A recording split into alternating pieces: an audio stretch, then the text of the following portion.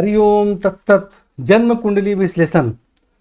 आपको पहले कुंडली बनाकर उसमें लग्न का, नक्षत्र का और संपूर्ण ग्रहों का फलादेश उपाय बताया गया है। ये आपको समझाने के लिए वीडियो बनाया जा रहा है।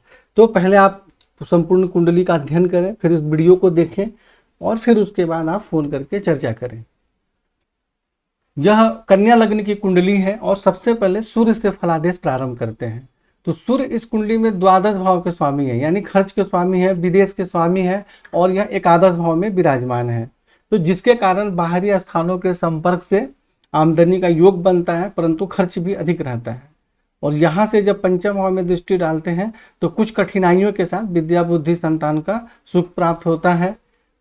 परंतु यहाँ पर सूर्य जो है, इन पर राहु की दृष्टि भी है। देखिए, तो सूर्य अकेले थे तो ज्यादा परेशानी नहीं थी, लेकिन आमदनी के घर में सूर्य पीड़ित हो गए, तो जिसके कारण आमदनी प्राप्त करने में बहुत ज्यादा कठिनाई एवं परेशानी होती है और अत्यधिक फिजूल खर्च भी बहुत ज्यादा होता है। तो इसलिए यहाँ पर सूर्य की आराधना करें, मंत्र जाप इत्यादि करें और राहु से संबंधित दान एवं उपाय करें।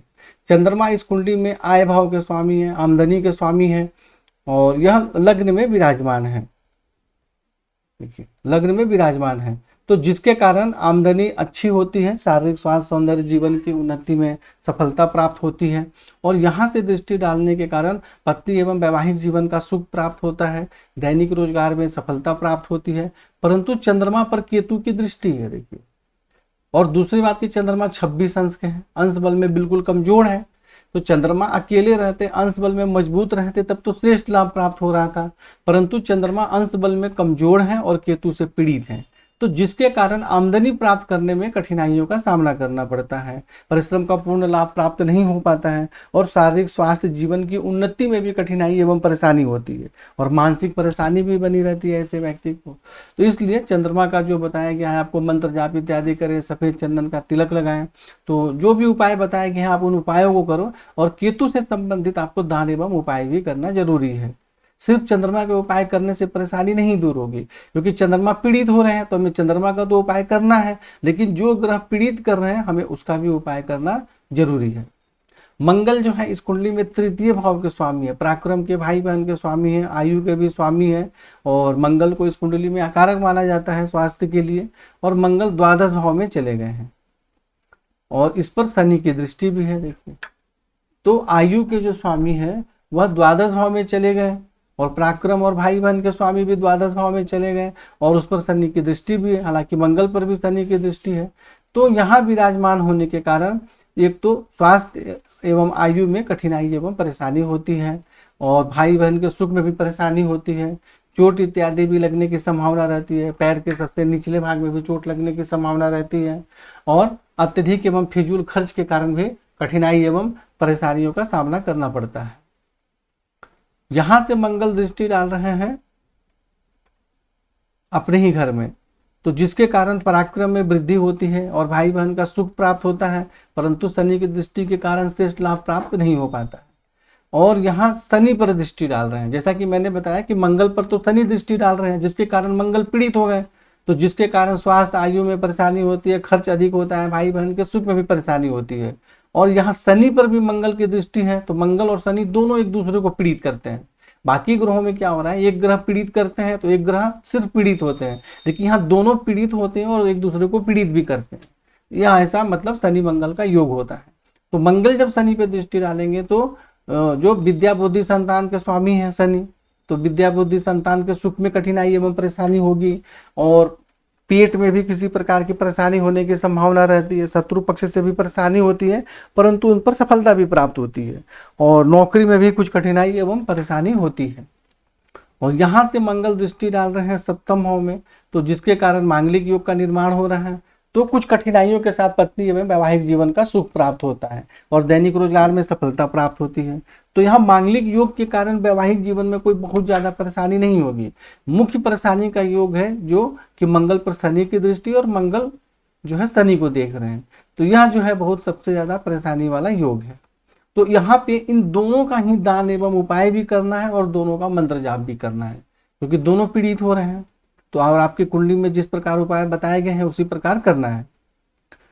बुध जो है इस कुंडली में लगने से और 10वें भाव के स्वामी है और स्वराशि में विराजमान है, यह बहुत ही अच्छा योग है। और 24 अंश के हैं, वक्री भी है, यानी कि और भी इनके पास एक्स्ट्रा बल है अंश बल के अनुसार। तो यहाँ विराजमान होने के कारण पिता, राज्य एवं रोजगार का श्रेष्ठ सुख प्राप्त होता है, सफलता प्राप्त होती है। शारीरिक स्वास्थ्य, सौंदर्य, सम्मान एवं प्रतिष्ठा में भी वृद्धि होती है। और यहाँ से चतुर्थ भाव में दृष्टि के कारण माता, भूमि, भवन, वाहन का सुख प्राप्त होता है। तो बुध यहाँ पर बहुत अच्छा लाभ दे रहे हैं, किसी प्रकार की कोई परेशानी का योग भी नहीं बना रहे हैं, यानी रोजगार में और स्वास्थ्य में, जीवन की उन्नति के लिए बहुत अच्छा योग बना रहे हैं। गुरु जो है इस कुंडली में चतुर्थ भाव के स्वामी है और सप्तम भाव के स्वामी है, यानी माता, भूमि, भवन, वाहन के स्वामी है, पत्नी, वैवाहिक जीवन के स्वामी है। और यह लग्न में विराजमान है चंद्रमा के साथ, जिसको कि गजकेसरी योग भी बोलते हैं।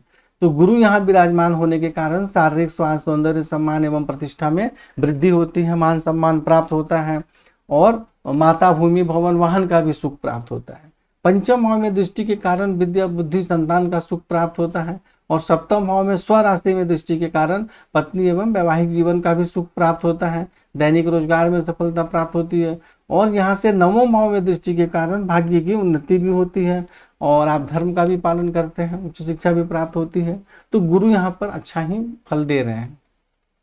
शुक्र जो है इस कुंडली में नवम भाव के स्वामी है और स्वराशि में विराजमान है और धन और कुटुंब के भी स्वामी है और भाग्य के भी स्वामी है और खुद के घर में बैठे हुए हैं।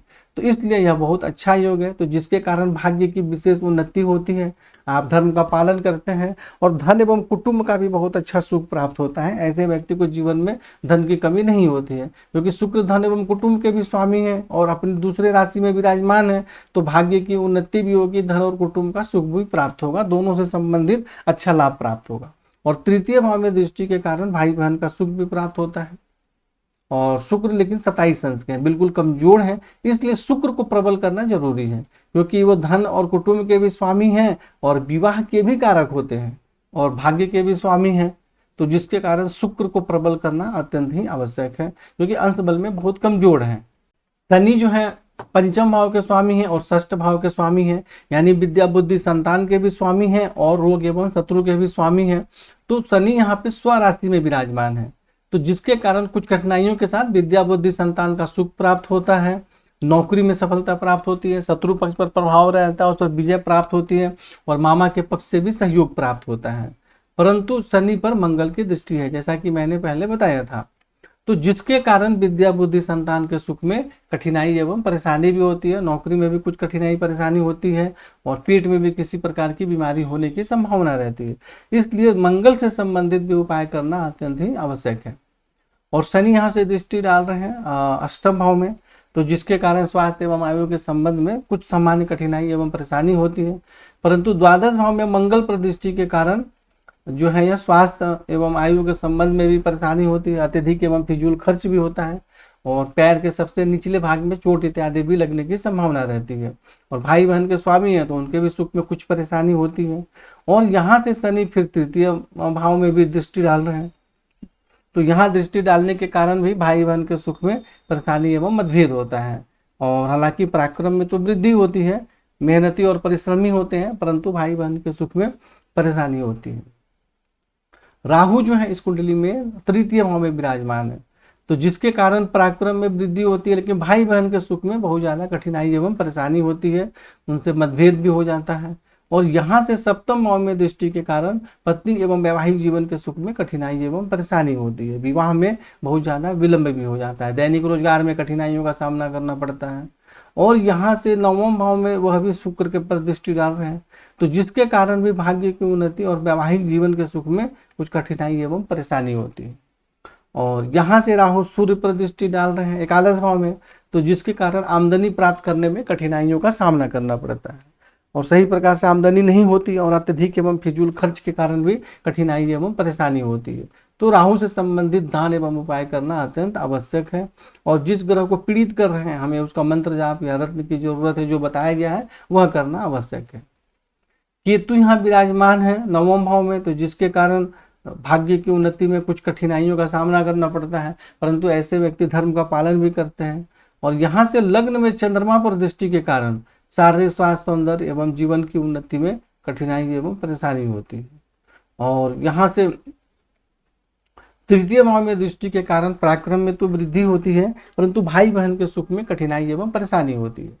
यहाँ देखिए दृष्टि चंद्रमा पर दृष्टि डाल रहे हैं, तो जिसके कारण चंद्रमा आमदनी भाव के स्वामी हैं, तो आमदनी में भी परेशानी होगी, स्वास्थ्य और जीवन की उन्नति में भी परेशानी होगी, मानसिक परेशानी भी रहेगी और चोट इत्यादि भी लगने की संभावना रहती है। और तृतीय भाव में जब दृष्टि डालेंगे तो यहाँ पर भी भाई बहन से मतभेद होगा और सीने वगैरह में या हाथ में चोट भी लगने की संभावना रहती है। तो इसलिए केतु से संबंधित दान एवं उपाय करना है। तो यहाँ राहु और केतु शनि से संबंधित दान एवं उपाय करना है और मंगल का भी मंत्र जाप भी करना है और दान उपाय भी करना है। मतलब मंगल और जो शनि ग्रह हैं, जैसे राहु और केतु का सिर्फ दान और उपाय करना है, इनका मंत्र जाप इत्यादि नहीं करना है। लेकिन मंगल और शनि जो हैं, इनका मंत्र जाप भी करना है और दान एवं उपाय भी करना है, और ऐसे व्यक्ति को महामृत्युंजय मंत्र जाप अवश्य ही करना चाहिए। तो इस प्रकार आप इसको समझ के और अपनी कुंडली को पढ़कर और फोन से चर्चा करें। हरि ओम तत्सत।